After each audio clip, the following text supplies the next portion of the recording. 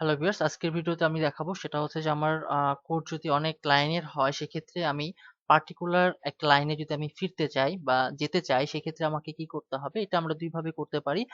প্রথমটা হচ্ছে যে আমাদের যে ভিএস কোডের কমান্ড প্যালেট আছে সেখান থেকে আমরা দেখতে পারি, সেটা হচ্ছে কন্ট্রোল শিফট পি।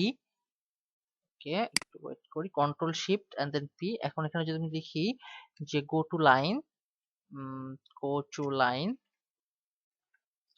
ওকে, এই যে দেখুন এখানে আমরা যদি দেখি যে গো টু লাইনে দিলে আমার কি আসছে, কন্ট্রোল জি, তাই তো?